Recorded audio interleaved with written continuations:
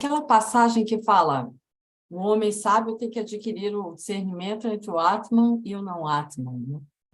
Eu não sei se foi nesse livro ou no outro livro sobre os rishis, que o Alberto faz uma... É uma brincadeira, mas ao mesmo tempo sério, assim, que é assim, entre o ser e o não ser, eis a questão, e o Atman, eis a questão, que é isso, né? Assim, o Atman, como você tinha falado, é o ser. E tudo isso que está causando essa ideia de não ser, de ser um eu separado e não ser o ser, então, essa é a questão, né? Que o Vivekananda está apresentando, né? É isso mesmo, Marina. E você falando agora, eu me lembrei que é uma coisa que me chama bastante atenção, que assim, não é um simples jogo de palavras, mas como a gente se esforça, como muitas vezes a gente se esforça tanto para definir Atman como uma coisa, que a gente acaba sendo não ser, sendo não Atman, né? Pela essa necessidade de criar objetos de percepção, incluindo o objeto de percepção Atman, né? E às vezes eu fico assim, eu lembro da gente em algumas discussões de grupo, né? Como definir Uno, como definir Atman, como definir Brahman.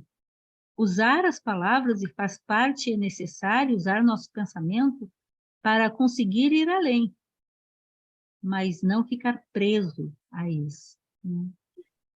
Ser ou não ser, eis a questão. Ser Atman ou não ser Atman, eis a questão. É bem isso. Ele faz esse jogo com uma outra palavra, eu não me lembro, mas eu lembro que ele faz isso mesmo. Alguém botou aqui no chat. Ah, não, enganei. Mais algum comentário?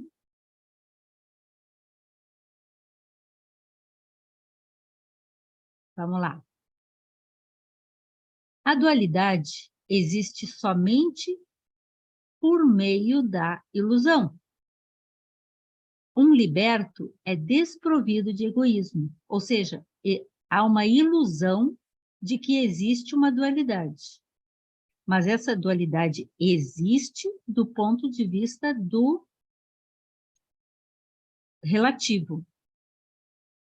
Um liberto é desprovido de egoísmo, de eu. Prajna, o estado Prajna, que é a terceira sala, e que é aquele conceito tão destacado na tradição budista, principalmente na Madhyamika, não reconhece a distinção entre eu e não eu. Vocês lembram que na terceira sala, no terceiro estado, como referido no Mandukya, em Prajna não há dualidade. É um estado de percepção não dual. Eu não sei dizer para vocês isso por experiência, então eu tento usar as palavras. Devido à avidya, se produz uma conexão entre vós e aquilo que não é Atman, os nossos apegos e repulsões e todas as características que a gente atribui e coloca nas coisas e assim nos prendemos a elas. Atman é capaz de remover a escravidão de avidya. A escravidão de kama, que são as paixões, né, que é a força camásica no nosso ser, e, consequentemente, remover a escravidão ao karma, porque o karma é formado a partir de nossas ações, que, quando contaminadas por kama, pelas paixões, pelos sanskaras contaminados, nos leva a estarmos presos a essa escravidão. E quem está por trás de tudo isso? A vidya. E por isso que a vidya é considerado o elemento mais difícil de ser retirado. Mas é só ele que a gente precisa retirar, o resto desaparece. No entanto, alguns de nós, me incluo, precisa ir aos poucos, né? Desbastando, né? Comendo pelas beiradas, para poder chegar ao centro. A libertação é alcançada pela percepção direta, aquela reta pramana que eu falava, da identidade com Atman. Isso não se explica, isso se vivencia, é a experiência direta. Portanto, aquele que deseja conhecer sua natureza de Atman, sua natureza átmica, após encontrar um guru que obteve tal conhecimento, Brahman Jnana significa conhecimento de Brahman, ou seja, percepção direta de Brahman. Então, após encontrar um guru, o buscador que conheça Brahman, que tenha Brahman Jnana é sabedoria, né? E que seja de bondosa disposição, disponível a nos auxiliar, esse buscador deve prosseguir com a sua busca. Porque a tarefa é de cada um, mas é necessário alguém que já tenha feito o caminho para nos orientar. Na devoção a Brahman, não deve haver negligência. Lembram que a gente viu isso nos outros textos também, a necessidade de meditar continuamente nesse estado de plenitude, neste uno, nesse Brahman, nesse absoluto. Na devoção a Brahman não deve haver negligência. Um dos filhos, o filho de Brahman, chamado Sanat Kumara, disse que negligência é morte. E essa frase do grande Sanat Kumara, o filho de Brahman, o ser mais elevado na hierarquia dos Mahatmas, está escrita na grande epopeia do Mahabharata. Portanto, não há morte. Não há morte, a não ser aquela que é causada pela negligência. Para quem possui viveka, discernimento, e conhece Brahman, não existe morte.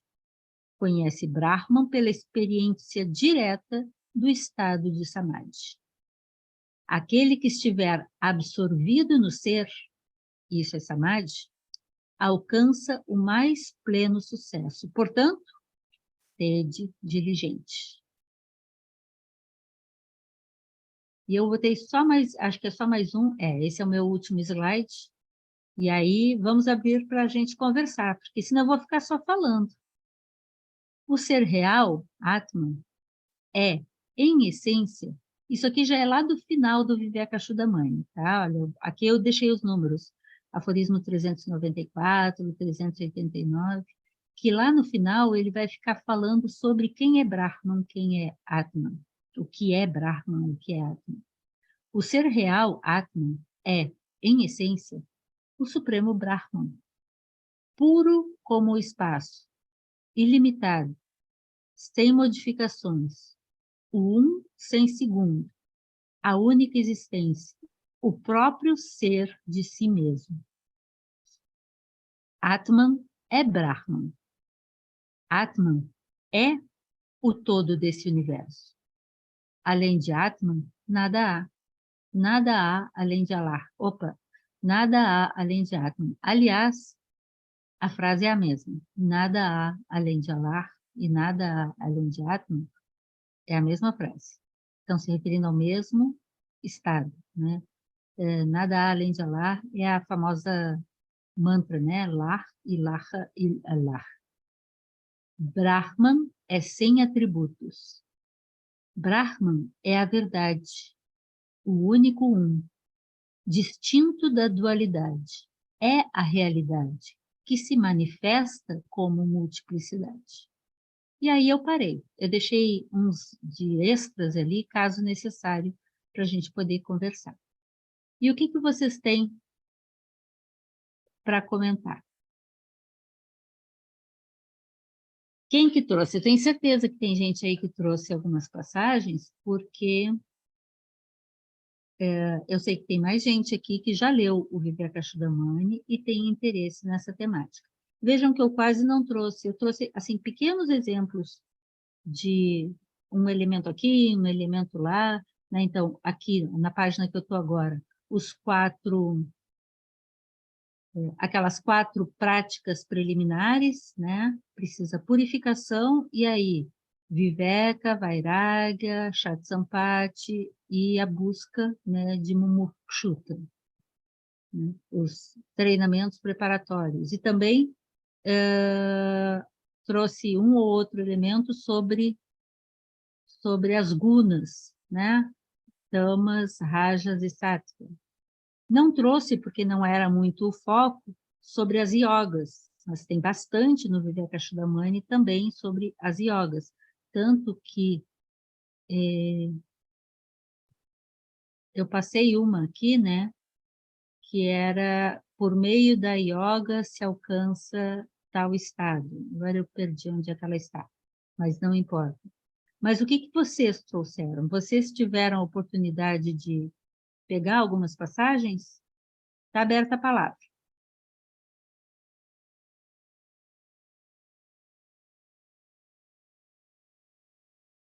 Ninguém se arrisca?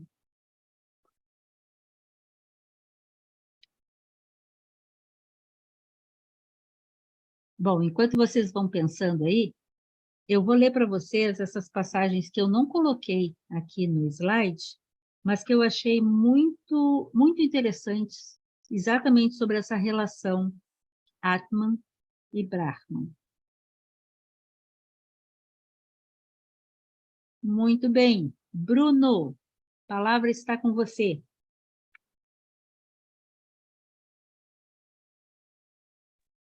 Olá, eu peguei algum... Olá!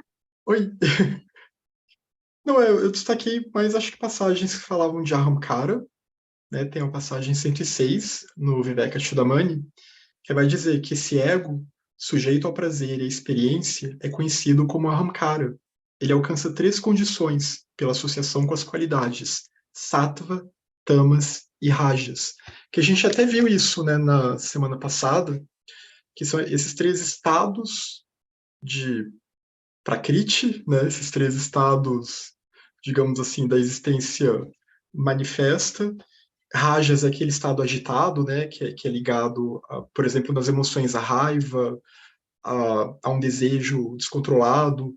Já Tamas é aquela energia do embotamento, né, e vai ter passagens aqui que ele vai relacionar Tamas com a Vidya também, né, aquela mente que está sonolenta, embotada, muito também como, para quem acompanha aqui o estudo da Alaya, né, os textos gnósticos também falam daquela ideia da mente que está dormindo, que está no torpor, né, dá para fazer talvez essa relação. E Sattva como aquele estado mais puro que daria para alcançar, mais harmônico, né, de estar, ele não, Sattva não é o Atman, exatamente, mas é aquele estado que você está em harmonia com o Atman, porque as suas emoções elas já estão controladas, né, as perturbações estão aquietadas. E tudo isso é para tentar diminuir, pelo que eu entendo, esse poder de Ahamkara, que é justamente essa força, né, que é a força da separatividade, né, que é esse poder de Maya, esse poder de Prakriti. De nos manter separados, né, colocando uma coisa distante da outra. Acho muito interessante, muito obrigada, Bruno, por trazer isso para a gente, porque me lembra muito assim, o estado, como você disse, são 3 características, são 3 qualidades atribuídas a tudo que é manifesto por meio de Maya, ou seja, a manifestação, né? Então, nós vamos falar sobre tamas, rajas e sattva em diferentes contextos. Por exemplo, pensamentos tamásicos, pensamentos rajásicos e pensamentos sáttvicos. De certa forma, o Bruno comentou isso, né? Emoções, alimentos, ações, e assim tudo tem tais características. E existem obras dentro da Vedanta falando sobre isso. Aliás, isso é uma questão indiana, não é só da Vedanta, né?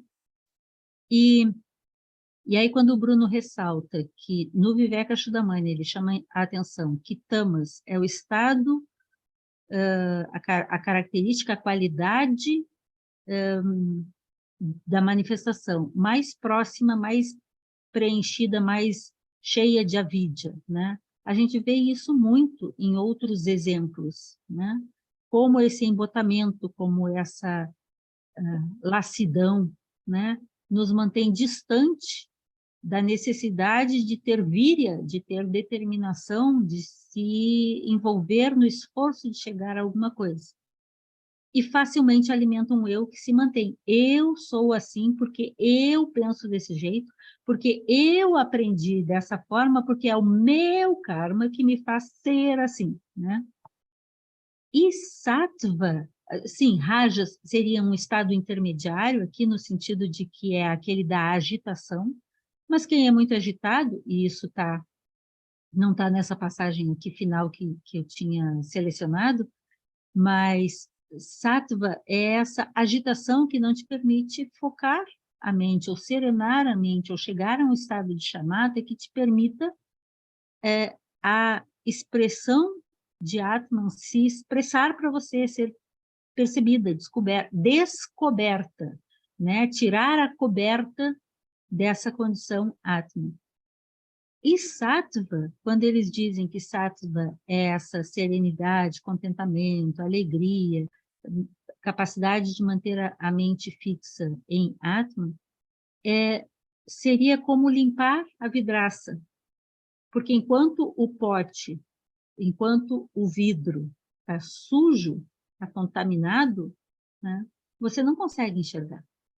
Então, a imagem do vidro, Bruno, me faz lembrar muito um exemplo bem basicão, mas eu acho que ajuda.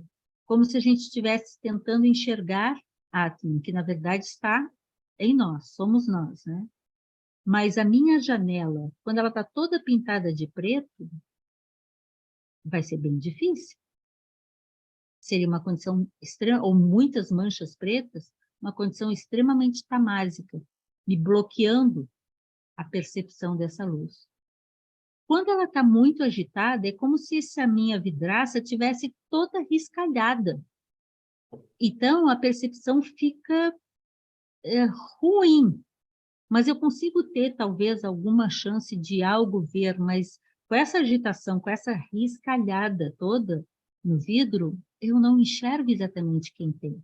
Eu não consigo, se a superfície do lago está em movimento, eu não enxergo a pérola lá no fundo do lago, certo? Mas tem mais chance se ela se acalmar.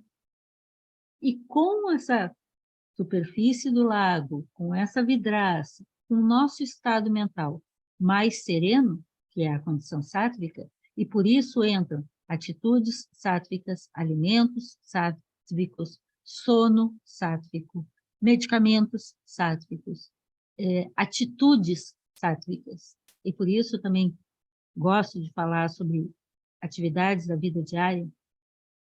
Em condições mais sátvicas aplicadas à nossa vida como um todo, nossos estados mentais tendem a conseguir maior harmonia.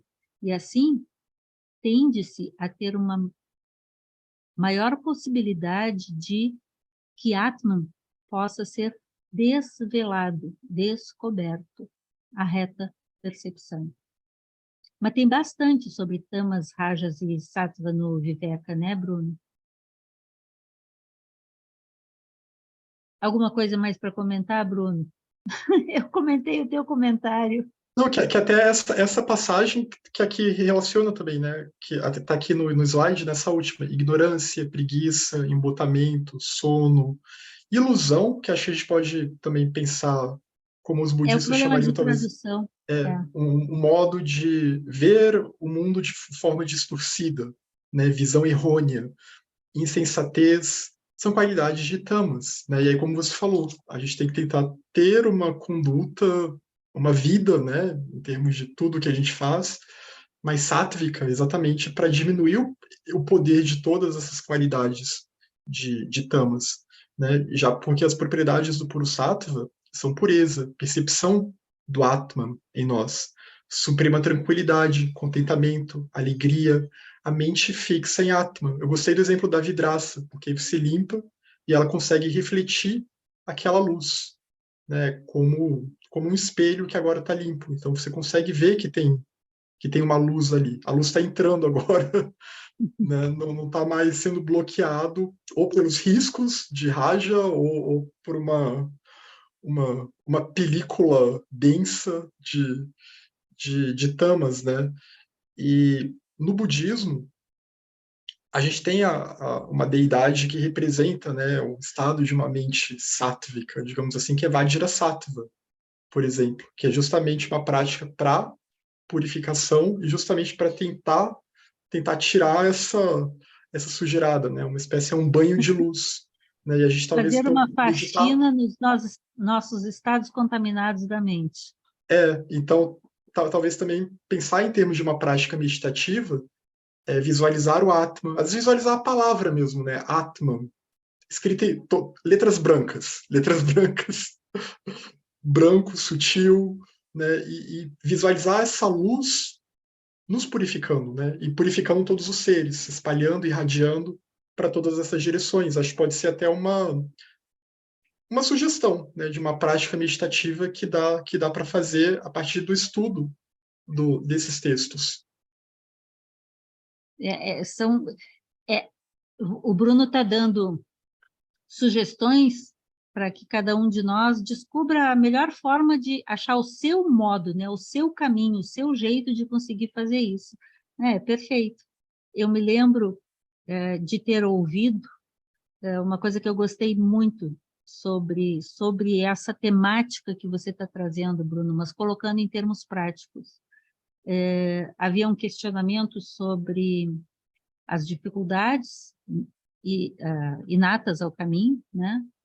E aí, eu acho que é Geoffrey Hodgson que fala disso, mas eu não me lembro de onde mas conversando com alguém, né? O caminho em si, a transformação necessária, já é tão difícil, então por que a gente insiste em tornar ainda mais difícil, esculhambando a nossa vida, né? Porque não pode haver uma separação de quem somos neste momento sansárico, mas nesse tempo e espaço em que estamos, em relação àquilo que a gente está buscando. Porque aquilo que a gente está buscando, ainda, não sei vocês, mas com eu mesmo, né? Eu mesma tentando alguma coisa, ela está aqui e sai daqui. Então, eu tenho que compreender como está aqui agora. Então, se tantas exigências são feitas, na verdade, mais do que exigências, são desvelamentos, né? Retiradas, porque a vidya não é a vidya faz essa ideia de a gente não ver aquilo que é real, né? Então, quando a gente tem mais atitudes mentais, físicas, emocionais, sáttvicas, então, uma alimentação mais saudável, um sono de mais qualidade, um relacionamento com os demais mais equilibrado. E tudo isso que vocês entendem o que eu estou falando, torna menos difícil encontrarmos em nosso próprio fluxo as condições necessárias para que a vidraça esteja limpa, para que a superfície dessas águas esteja mais tranquila, para que os nossos estados mentais estejam mais serenos. E assim a Atma tem uma brechinha. Provavelmente ele está lá desesperado, batendo na porta, mas a porta não para, não consegue, não tem de onde, né? A gente deixa chaveado por causa de muitas atitudes inadequadas, né? Ou pelo menos penso assim. Paulino, boa Oi, Jane. noite. Boa noite. Eu acho interessante lá no meio do texto ele coloca que essa natureza interna da realidade ela deve ser conhecida pela percepção espiritual. Como o foco central do texto é exatamente isso, revelar a identidade de Atman em cada ser, com o todo, né? A gente fica analisando que há como que uma necessidade da mente de procurar abarcar esse conhecimento. E aí quando ele coloca que esse conhecimento ele é conhecido, essa natureza, melhor dizendo, ela é conhecida através da percepção espiritual de um estado interior, eu acho que fica quase que como que uma, uma revelação sutil da própria mensagem do texto. Mas citando algumas passagens que me chamaram a atenção, eu não tenho a lembrança de que você tenha lido no início o aforismo número 2, né? Ele pode ter alguns... eu acho ele interessante porque ele pode ter alguns... Ele diz o seguinte: dentre as criaturas sensíveis, é difícil alcançar o nascimento como ser humano. Uhum. Dentre os seres humanos, nascer homem. Não sei se ele está se referindo a homem que não seja, que seja do sexo masculino ou feminino, ou se ele está se referindo também aos outros reinos, né? Porque há também essa nuance na filosofia. Sim. Né? Quando o homem ser um brahmana, sendo um brahmana, desejar seguir a senda do dharma védico e entre estes aprender verdadeiramente. Mas o conhecimento espiritual, que discerne entre o espírito e o não espírito, a realização prática da fusão com Brahmatma e a emancipação final dos grilhões da matéria são inatingíveis, exceto por um karma de centenas de milhões de encarnações. Ele está abrindo o livro e, ao mesmo tempo, ele está dando a tônica. A liberação é precisa, a libertação é precisa, é uma longa caminhada, mas se preparem, não é do dia para a noite, né? Há uma Ele carga já joga um enorme, balde de água fria assim no começo, né? Ó, né? te prepara. É E, necessário, você pode, você tem todas as condições. No entanto, não pense que é assim, ó, de uma hora para outra. Instalou o exato, dedo e aconteceu. Não. né? Então, eu percebo que do aforismo 1 até chegar no 17, quando ele chega no 17, é como se fosse uma virada de página, porque ele vai Aham. esclarecendo vai preparando o Condição. terreno, e no 17 Uhum. ele fala com todas as letras o que de fato é necessário para se inquirir sobre esse Espírito Supremo, né? Questionar, chegar lá, né? As ações, como a gente já viu, elas servem para purificar o coração, que é quando ele fala, que você colocou, né, no slide. Somente é considerado digno de inquirir sobre o Espírito Supremo, Brahman, aquele que tem discernimento, não tem apego, desejos, chama as qualificações que a gente vê. Além de uma série de outras passagens que o Atma como testemunha, que a gente vai ver também no Aparokshanobhurti ou lá no Atma Yoga, que é um termo lindo também, né? Porque ele classifica, ele diferencia o que é a mente e, ao mesmo tempo, classifica o Atma como esse estado puro que atua como uma testemunha no corpo, Uma em cada testemunha ser, sempre presente ali, né? né? Sempre presente, né? Então, era mais ou menos isso. E um outro ponto que eu acho muito interessante também é já lá no final, quando ele coloca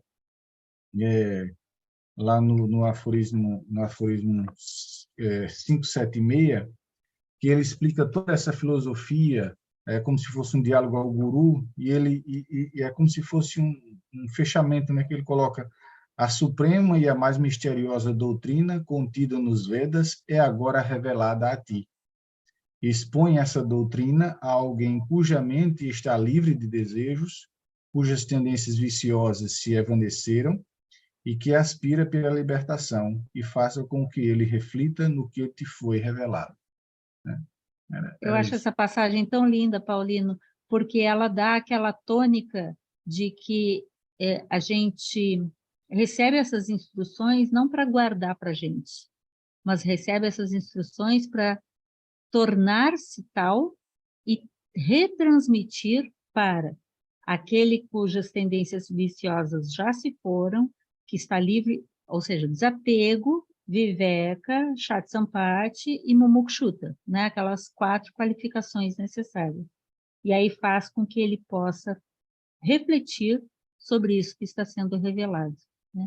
Eu concordo contigo, eu acho muito inspirador o Viveka Chudamani, né? Muito inspirador.